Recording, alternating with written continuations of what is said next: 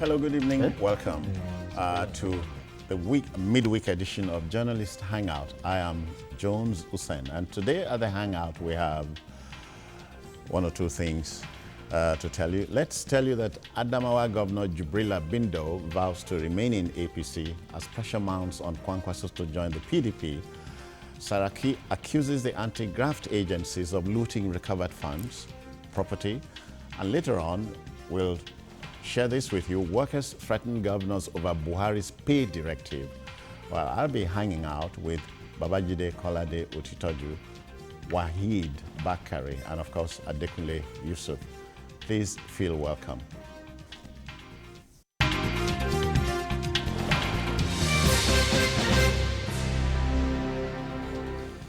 All right then, welcome. Let's go straight to business. Defections, or if you like, ship jumpings, are second nature with politicians, especially in an Africa where politics is seen as the end in itself. Adamawa State Governor Senator Jubrila Mohammed Bindow says he is not about to be bitten by the bug of defections. So he made the vow after a meeting with President Muhammadu Buhari at State House Abuja on Tuesday. Coming days after former Vice President Atiku Abubakar and APC heavyweight jumped ship for a yet-to-be-determined political platform, brings to mind the age-long admonition, look before you leap. Gentlemen, you are welcome. Jide, look before you leap. Look before you jump. Yes, so here we go. Yeah, you see, Jubrila Bindow is a peculiar case. And if there are governors of the APC whose positions are shaky, who must struggle to return in 2019, return to office in 2019, Jubrila Bindow has to be one of them. Because, you know, he came into office based on the support of Murtala Nyako, the former governor of the state. He used the structures of Murtala Nyako to emerge as the winner of the APC governorship primaries. 2 times he defeated Abubakar Atiku's candidate. And that's instructive. Yes, he defeated, to show that Atiku does not control the politics of Adamawa anymore. 2 times. The primaries were held twice. And Jubrila Bindow, the candidate of the Murtala Nyako group, emerged winners. So where the vice president cannot even determine who, or the former vice president can't determine who becomes the governorship candidate of APC in the state, that should tell you that he had lost it with his people. You know, and then again, remember that in the presidential primaries, the Adamawa delegates voted for the former Kano governor, Kwankwaso. Atiku, his own people here in Lagos, voted against him. So I just needed to establish that. Now, immediately Bindow became governor. Bindow began to gravitate towards Atiku. What he told people at that time was that for the main election, Atiku provided him the war chest. So he became very close to him. You see him with Atiku, and Atiku's supporters were nominated into his administration. This went beyond body language? No? Yeah, it now became, it's like, okay, I've become governor, I need this man. So he switched, he left the Nyako group high and dry. He refused to appoint them into his government and now went for Atiku, because Atiku continued to criticize that, yes, this guy won, but he lacks the experience and I will be a failed governor. So gradually he moved towards Atiku, and even for that, the president's people in Abuja began to view Bindow with so much suspicion, to the extent that any time Aisha Buhari, the wife of the president, visited Adamawa, she would not go to see the governor. Not only that, the structures of the party in the state, you know, the woman who was chairman of the APC is Binta Mashi, who is now in the Senate. the moment Binta won the election, she had to vacate the chairmanship of the party in Adamawa State. So the deputy to Binta took over, but he died. So the national ESCO of the APC had to now set up a caretaker committee for Adamawa State. That caretaker committee was under the control of David Babashir Lawal. So the governor did not control the structures of the party because they were looking at him. The moment they saw that he was moving close to Atiku, they decided to cut him to size. So the structures of the party now, Babashir Lawal began to control the structures of the party in the state. But after Babashir Lawal lost his position, those guys began to move close to the governor again, to the point that the ESCO of that caretaker ESCO that has continued to renew itself, whereas it was not supposed to even stay beyond 3 months, now endorsed Jubrila Bindow for 2019 against the constitution of the party, which stipulates that there has to be primaries for a candidate to emerge. So it's a very fluid situation. In that state, it's a very fluid situation. So it's typical Nigerian politics, right? Yeah. So I talked about body language. So it goes beyond just body language. And so where's the godfather in all of this?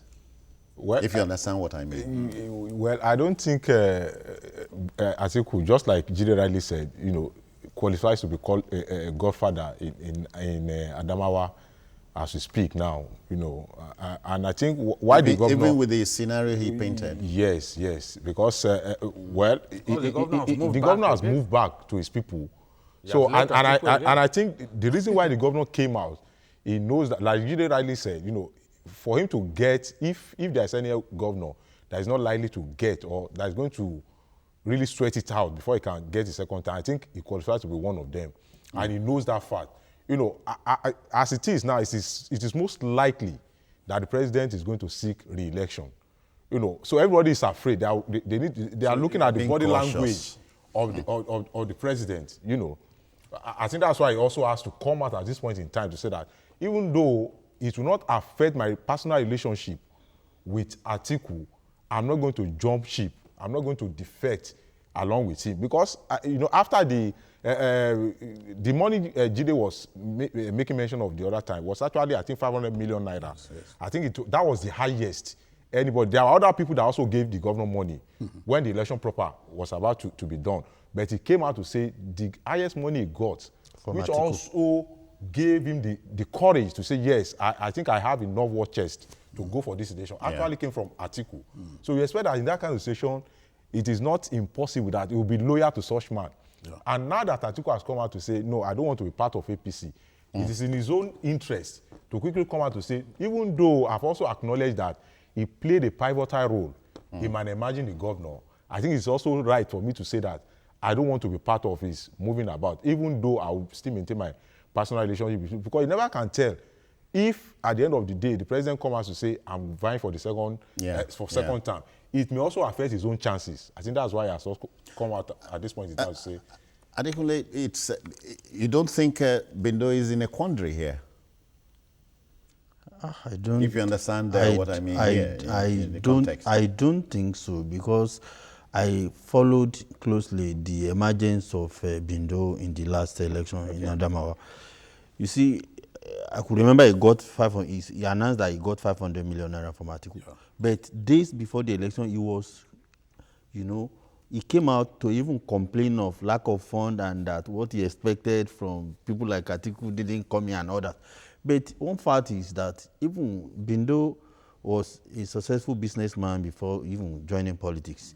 He wasn't a poor person. He was a Lagos boy. Yeah. He wasn't a poor politician. He came into politics because of his popularity, because he connected widely with the youths in the States, with his businesses and everything. So they were the ones that, urged him to go into politics. And if you see what happened when he went for senatorial election in the state, they fought him up to any court and he won all through. Yeah. So, and the people who were behind him, they insisted that he should go again for governorship when Which was is a bigger pie. So at the time, all the articles, all of them, they tried everything. Even with the popularity of No Ribadu, he defeated everybody roundly. So he became the governor unfortunately, he tried to, distance himself from the same group that made him governor. It wasn't Atiku's group. Atiku did everything to work, against his interest. So at the end of the day, what happens now is just like, I don't know the kind of politics the man is trying to play, because you will that's see, Bindow now. Yes, because at the time they had to beg Nuhu Ribadu to come back to APC. The idea was to cut Atiku and Bindow to side. Okay, they wanted, they wanted Nuhu Ribadu and the former SGF to be in charge of the party structure in the state. Now we don't hear much of Nuhu Ribadu, and still very much the SGF is no longer in the picture like before. The problem had always been being your own man. You are a governor, being your own man had always been there, even at the presidency. He's always Is he trying to be his own man? Can he swing it? No, he can't. He must. Murtala Nyako still remains the most influential, the most powerful politician in Adamawa State. His structures are everywhere, especially at the grassroots. But this is a little curious, because you are. I'm sorry, you are looking at Murtala Nyako and the statue of Atiku. Murtala Nyako in today's politics in Adamawa is a bigger force than Atiku. I just returned from Adamawa not quite 3 weeks ago. So Atiku, I'm talking about a group that defeated Atiku's candidate twice in the primaries. A group that produced Bindow. And up till now, that group still remains strong, very active, especially at the grassroots level. Whatever the governor has kind of overreached himself, in my view, because when you have a sitting president and someone who is interested in the seat of that sitting president, then you moved towards this person, became close to him, and everybody, they will see you together. You appointed his own people into your cabinet, including his daughter. You made his daughter your health commissioner, all of that. Then they've been looking at you from Abuja. The window of opportunity that Bindow has now is the fact that Baba Shilawa is no longer in the picture. So that enabled him to reach out to the structures of the party that Baba Shir used to control. Now, those guys, the ESCO of the party, the caretaker ESCO, are now on the side of the governor. So what does he do now? He knows that if he does not move towards the president and profess his loyalty to the president, the national ESCO of the party can frustrate his chances. So he has decided now to play politics the right way, the Nigerian context, by aligning with the man who is up there. He chose this time to ditch Atiku. He just announced that he will remain in APC. But before now, at least 2-3 months ago, we had seen that he was trying to distance himself from Atiku and all that. So, and he's been begging people in the Murtala Nyako camp, including people like Alhaji Usman Ibrahim Yola. He's been begging them to say, forgive me. Natuba, I know that I've offended you people, forgive me, because what did he do? He called the Lamido of Adamawa and told the Lamido of Adamawa to depose Baba Memongoro, that's Murtala Nyako, and his son, Senator Abdulaziz Nyako. There's no way they can forgive him for that, so they are waiting. All right, then. We'll take a breather here. We'll return. Please don't go away.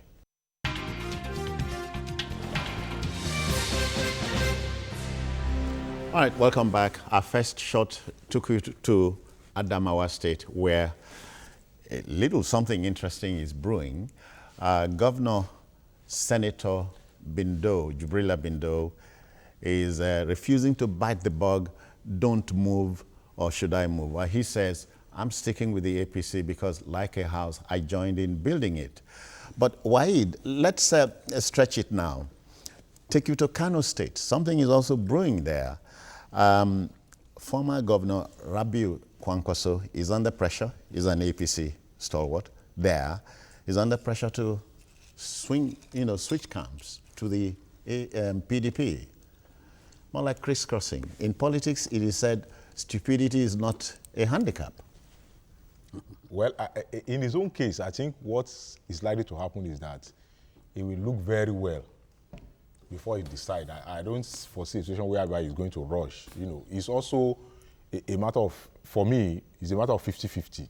Even though I'm aware of the fact that Senator Markafi and one other top PDP member, they had met with him twice.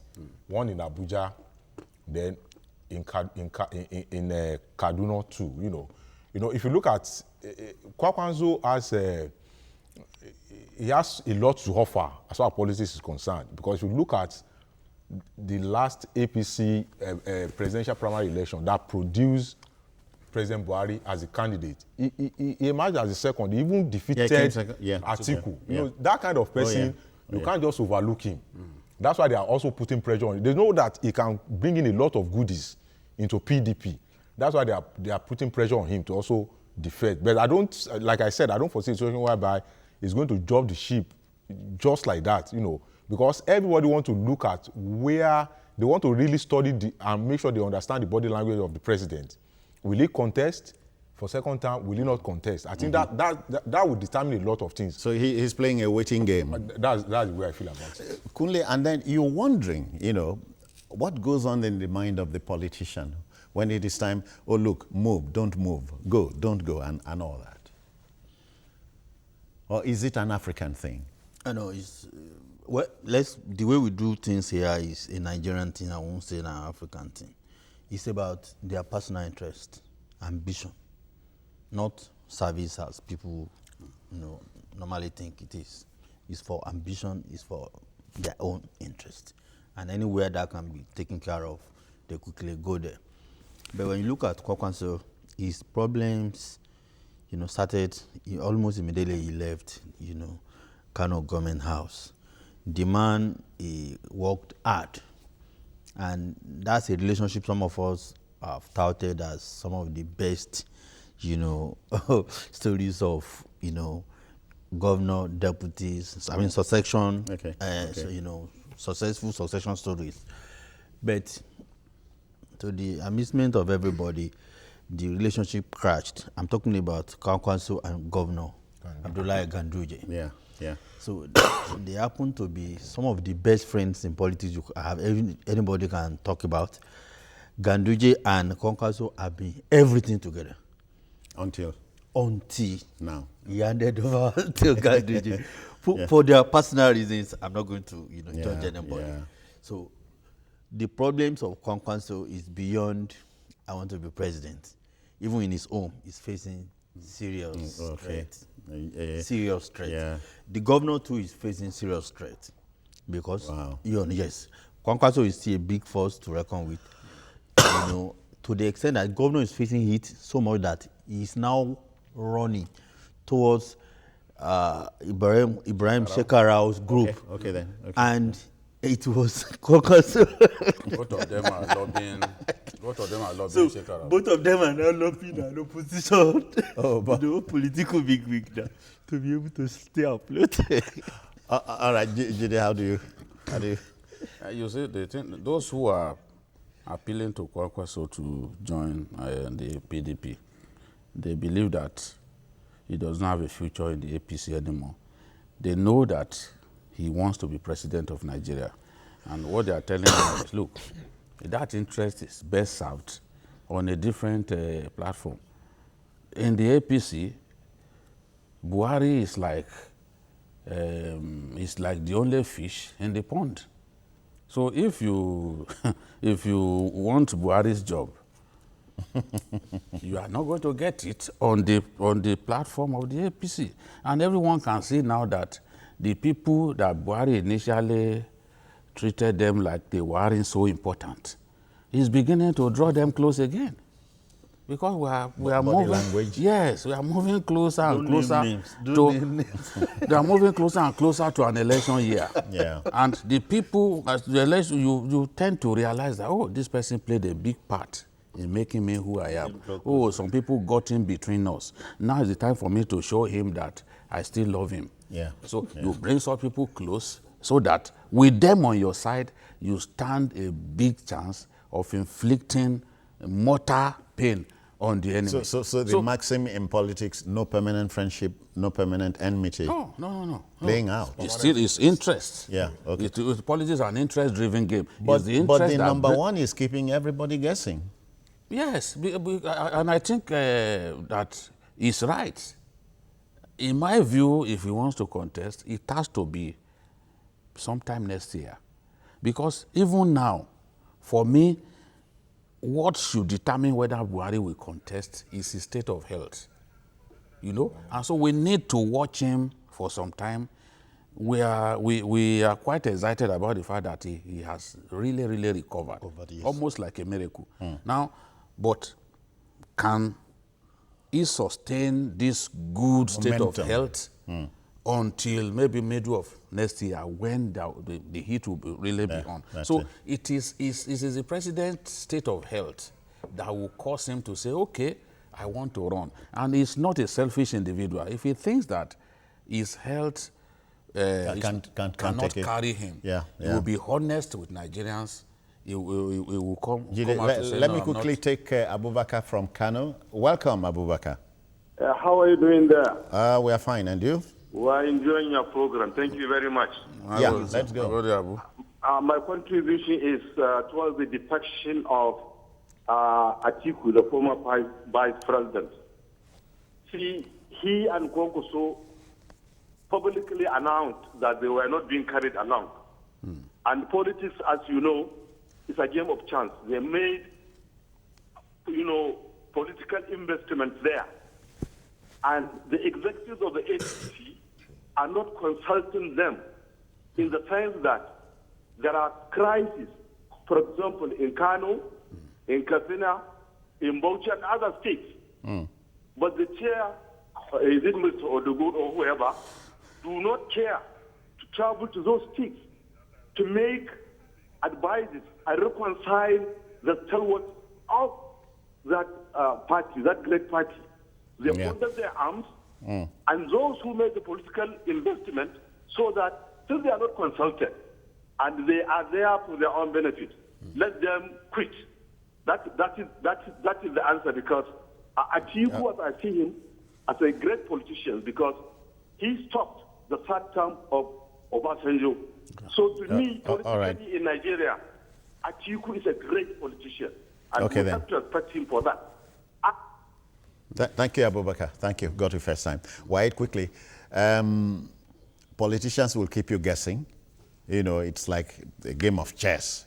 You never can tell the move of the other man until at a time like this. So Abubakar just said something. In spite of all this brouhaha, Atiku is still a man to be reckoned with. I also believe so. He has also paid his due as far as politics is concerned in Nigeria, especially the kind of role he also played, when former President Obasanjo attempted to go for third term. It was also on record that Atiku, was the one who made us to understand through the legal system, by going to court, that look, the fact that you have alleged that somebody is corrupt is not enough to say he cannot contest. He went to court and he won, and that's also to his credit. So because of that, it's not a pushover as far as politics is concerned in Nigeria. And for me, we have always known that his ambition is to become the president. And whether we like it or not, he cannot realize that ambition if he remains in APC. If he thinks going to PDP is the best thing for him to have that shot. Why, except he has not gone anywhere. He has not gone. He has not gone. Keeps you guessing too. He has not gone. But from all indication, I don't see any other party. Which other platform will Atiku go, if not for PDP? You cannot. That's not the last word. Not the last word on the matter. Kunle, how do you take that home? I have never joined any group or anybody castigating Atiku from jumping from APC to any party that he wants. Yeah. Because he has a right to do so. Then he has a right to contest for any office in the country. It is our own right as well, as voters, to determine whether we want him or we don't want him. Okay. And on the basis of that, but for Atiku to jump ship at this moment, he knows age is not on his side, and if he chooses to wait for another 4 years of Buhari, he will... The same age will not be on his side. On his side. Okay. So, All right, then. So the debate will continue, folks. Just to say that a great man once said that in politics, the last word is never said until you blink. We are going for a blink, in a manner of speaking. After this break, Saraki accuses anti-graft agencies of looting recovered funds and property. You want to stay with us.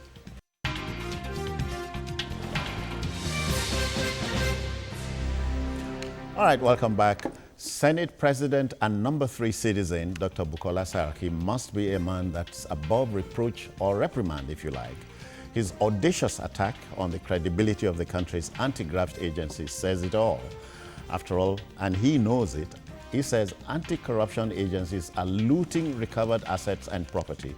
These are very, very, very weighty allegations, aren't they? Yeah, they are really.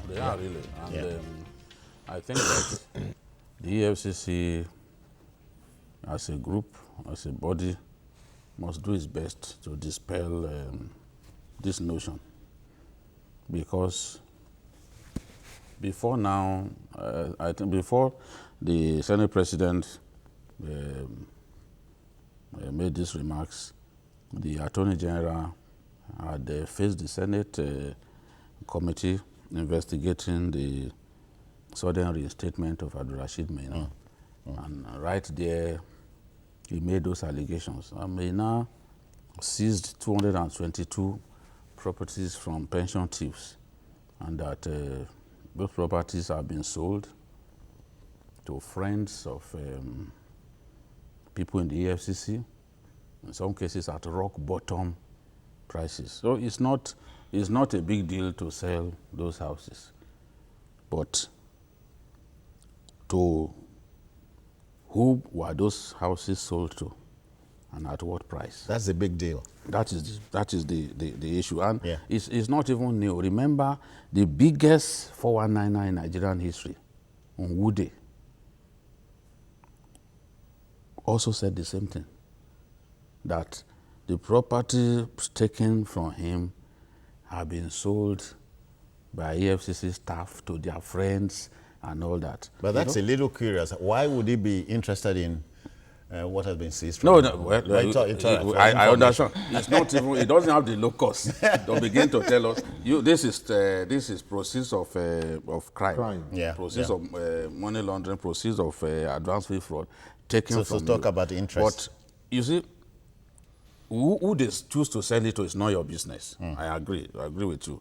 Now, the Senate President is saying that foreign countries are reluctant to return stolen assets to Nigeria because they are not sure they won't be mismanaged. I think that, first and foremost, those countries should be ashamed of themselves. That they've even agreed to warehouse stolen Nigerian funds says a lot about them, that they are probably even more corrupt than we are. You understand? Because a receiver of stolen goods is just as bad as the thief himself. That's it. You know, so the Senate President shouldn't even be talking about that they are saying they will not return assets because they are not sure we will not mismanage. The assets belong to us. Return those assets to us. You have no right in the first place to allow those assets to sit in your vaults and all that. So return to us. How we choose to manage those things shouldn't be your concern. What you did in the first place to allow thieves, because if there is no sanctuary for stolen wealth from Africa, honestly, we won't have the preponderance of stolen Why theft. the Senate President has stirred the hornet's nest, so the hornets you expect to be out any moment. Yes, there is nothing wrong if recovered properties, after they have been traced after it has been established that proceeds from crimes, were used to purchase them.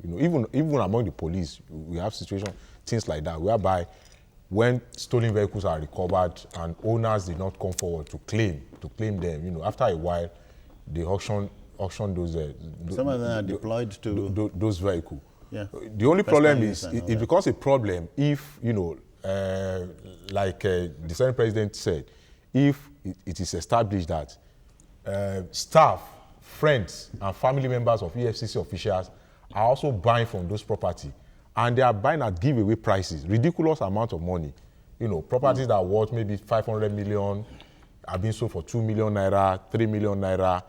You know, that's an exaggeration. so if there are cases like that, Yeah. it must be investigated. Okay. But there is a little bit of exaggeration in what the Senate President said. You know, it is not true. Although I must also admit that there was this concern by some of this country that what is the assurance? We should not even be in the first place. Now, what is the assurance that if we return some of this looted fund, they will not be relooted again?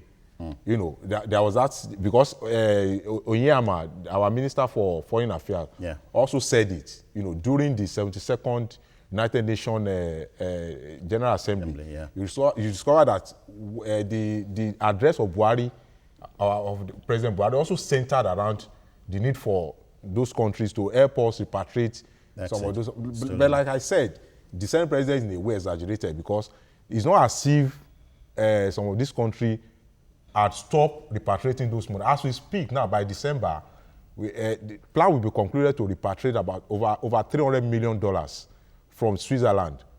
You know, because in the past, the practice is that they will look for a lawyer, you know, that will help them to negotiate here and there. And the federal government has discovered that one is quite expensive. Yeah. So they are now decided to open talks with Justice Department of those countries and all other relevant agencies, that this is our money, this is the proof that we have that they are stolen funds from our country. We help us to repatriate them back to the country. So they are not. It's not as if the country have said we are not. They raised that genuine concern though, but that is not to say that they have said they are not going to repatriate those money. Yeah, Kunle, I'm a little worried here. I have here the Egmont Group. If you must have heard about it. The Egmont Group is a global body of facilitators. You know, it facilitates international cooperation in the fight against money laundering and related offenses. Now, we run the risk of being expelled from the group if between now and December nothing is done. So please, first of all, I will make certain statements on what Dr. Saraki said. Okay. It's unfortunate he's making this kind of statement. And if you have followed Saraki for a very long time, it was this same issue that he used to push out. That led to the tenure of, to the end of the tenure of Ibrahim Lamode. He insisted that that is Lamode, and his predecessors looted the recovered funds, and they brought. We had a figure 1 trillion. And they brought one, spurious individual to start. Before you know what happened, the guy left. He had a running personal battle with EFCC. Okay. He has always had that. Remember, EFCC, invited his wife. Yes. Remember that? Yeah. So when these people like this are making statements, you need to look at. They put him on trial. They put him on trial. All the Code of Control Tribunal, what they used, it was almost everything was from EFCC. Believe me, what I'm trying to say is that some days ago, if not last week, the president, President Muhammadu Buhari, inaugurated maybe a team to audit these issues, recovered funds and property and all that. Then in the Senate, of which Bukola Saraki is the president, they were trying to handle this minor issue, and during the discussions, they even expanded the scope of the ad hoc committee to include investigating the looting and relooting of, the alleged looting and relooting of public funds and recovered funds. Mm-hmm. A mature political person should have waited till the report of that committee is out. He even said it in the statement that his own committee is investigating.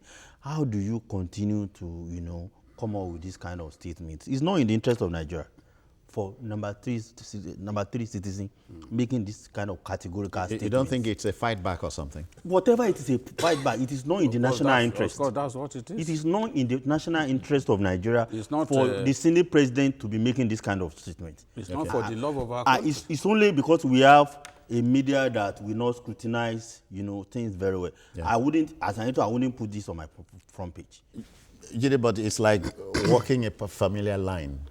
Yes. In the past, it had been something like this. Yes, Nigerian politicians, just as I said some time ago in describing them, politics in Nigeria is seen as the fight between the bull and the matador. The bull has a legitimate right to kill you, just as the matador will also want to kill the bull. So the Nigerian politician thinks that, okay, this person is my adversary, let me crush him. As far as they are concerned in the Senate headed by Bukola Saraki, the EFCC has to be crushed. Beginning with the man who has the EFCC. Willy-nilly. Yes. Because an EFCC that has moved against the Senate president must be an audacious EFCC. So they are not going to spare every opportunity. So when I saw that thing, I knew that they will jump at it, because whatever, sometimes ideas even generated by the executive, once the Senate sees it as an opportunity to embarrass the executive, they easily latch upon it. Within the same party. Yes, yes. And that's why I know that 2018 will be very interesting, because a lot of these people will end up in different parties. So the gale of defection that we saw in the last dispensation will also happen in 2018. No doubt about it. And it will start in the National Assembly. So the thing is, I want the EFCC investigator. I know that the EFCC has a lot of bad eggs, especially some of the policemen in the EFCC there. In my view, the EFCC has to be made far more professional than it is, to the extent that you should bring in elements, de-emphasize the use of policemen, bring in people who are trained investigators. So I'm not opposed to this relooting or whatever the Senate president called it being investigated. I know these are Nigerians. I know that people abuse privileges. What he's saying, he didn't originate it. Someone else said it. So it's possible that there is some truism in what the Senate president said. But to say that's why people who are illegally keeping what belongs to us will not want to release it is what I quarrel with. I'm even surprised that he can say that. Wide, and then you're looking at the Senate. I have here the money laundering prevention bill is being delayed after stakeholders said very serious constitutional issues are there begging for attention. The Senate is not even helping matters here. Well, what they claim to have done is that they said any bill that has to do with anti-corruption, that they quickly go through them and send them to the president for assent.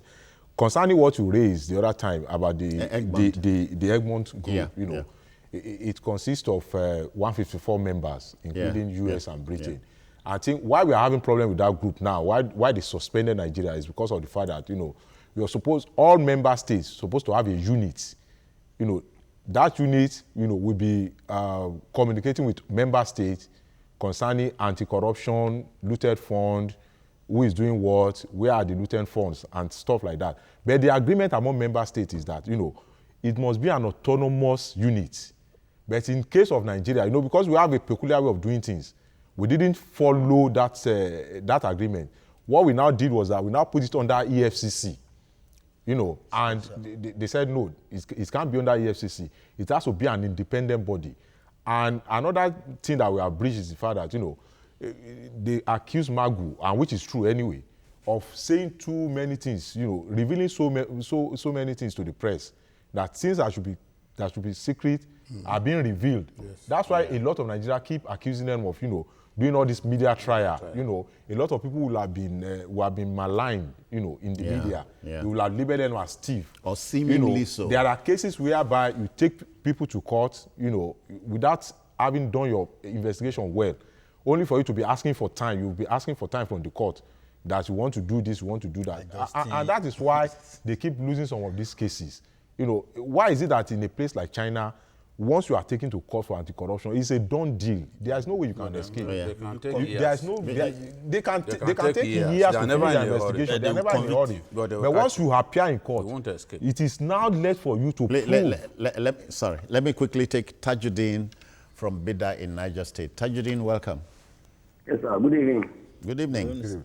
Yeah, I just want to make a little contribution to this Saraki accuses anti-graft agencies of looting recovery funds. Go My on. contribution towards the Saraki accuses anti-graft agencies of looting the recovery funds. Really, for a Nigerian Senate to be accusing an anti-graft agency of looting or looting such a thing. It is embarrassing to Nigerians, especially coming from a Senate leader, the leader of the National Assembly, saying such a thing in public. It is embarrassing to Nigerians. Please, Nigerians, especially you journalists, we should help us to challenge these people to the public by writing about them. These people cannot lead us. These people are not supposed to be leading this country by saying such a thing in public. It is embarrassing. Thank you. That's my contribution. All right. Jide, quickly, a statement credited to the number 3 citizen. We must work hard to erase this global impression because it is not a representation of who we are. Yes, it's not a representation of who you and I are. Oh, we are not at the Senate. No, you don't get the point I'm making. You and I. You and I are not. I'm not talking about the Senate. You and I are not. We are without the blemish that you see clearly when you look at some of our leaders. So it's not. We are not the problem. So they should not generalize. It's not representative of who we are. It is the people in government who continue to give Nigeria a bad name. Yes. When you talk about looters, big-time looters, it's the people in government. It's not you and I. We have self-contentment. We journalists, we are not rich people, but we are contented. All right, then. We must take another break here, but not before reminding you that the Indian president, Narendra Modi, said corruption is worse than diabetes. Think of what can be worse than diabetes. We'll be back, and when we come back, the question of a national minimum wage is still in the air. We'll delve into that. Please stay with us.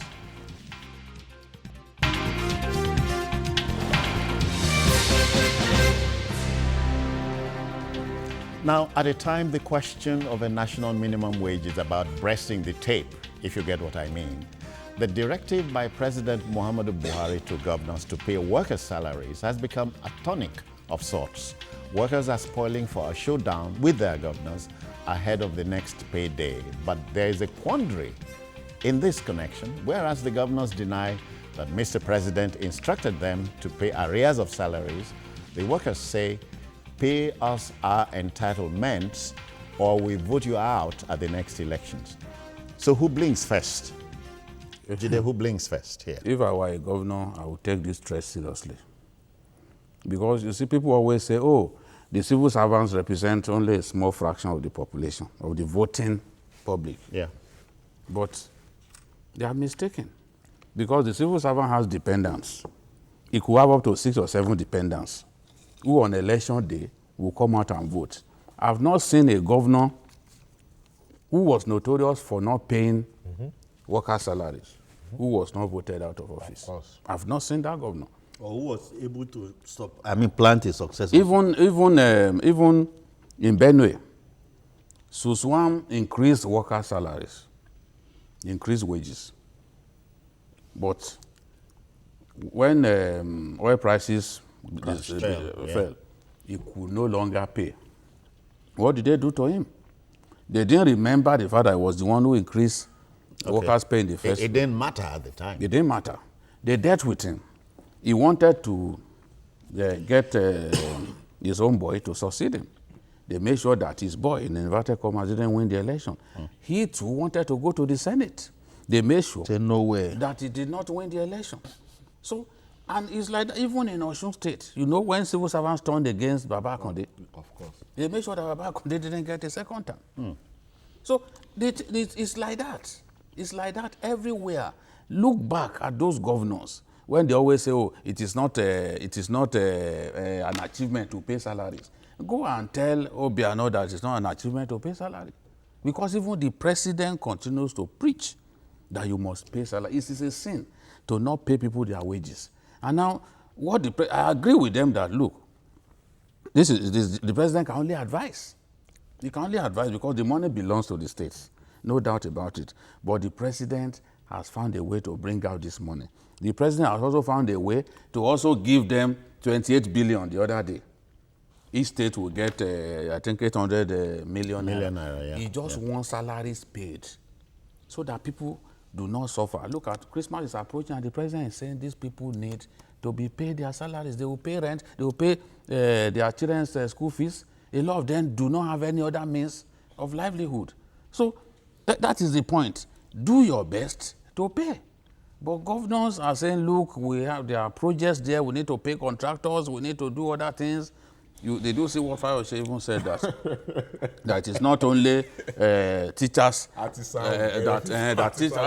or Okada riders who will benefit when the money comes down. Buhari cannot tell him how to spend kitty money. He's right there. But again, some figures are here. Rivers 34 billion 925 million, Delta 27 billion 606 million. And Akwa Ibom, 25 billion, 981 million. So, should you be owing? Akwa Ibom, I can tell you, is owing salaries 4 months. That's unbelievable. At least, I don't know how you... It's a shame, you know, and it's ungodly, especially because of the fact that most of our governors, they are either Muslim or Christian. They are Muslims or Christians? Either of the two, yes. And I'm aware of the fact that in the two holy books being used by the faithful of the two religions, it is explicitly stated that you should not allow the sweat of whoever work for you to dry of the laborer before you pay him. So this advice being given by the president should not have even arisen in the first place if they are godly, because you are talking of a situation whereby some people have been held for 5 months, 10 months. In some states, they don't even know the exact amount of money because I discovered that it varies. They will tell you that some category of workers are being held 4 months.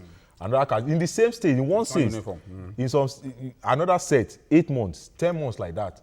You know, and you know that Christmas is approaching. I think that's why Buhari is raising that concern once again. You know, it's one of the festive period where people, you know, come together. They enjoy, people want to cook special meal on that day. And you have a situation whereby they won't have anything to put on the table. Some governors, you know, I don't know what is their thinking. I don't know how they go to bed. You know, I think Buhari even said that. Yeah, he said, I don't know how they sleep. How can you sleep comfortably in your house? Some governors, if you know the amount of money that some of these governors have earmarked to decorate places. Security votes. You know, let's even leave security votes. You are just to celebrate Christmas, fine. Okay, you have spent so much money buying decoration, painting here and there, and you ask people to go there, to go to the park. Are you saying they should go there with empty stomach when they don't have anything to eat at home? People cannot pay school fees, they can't buy drugs when they are sick. And we have governors, you know, voting billions of naira as security votes. Kule, and you are also talking about backlog in paying pensioners. That's even crazier. Yeah.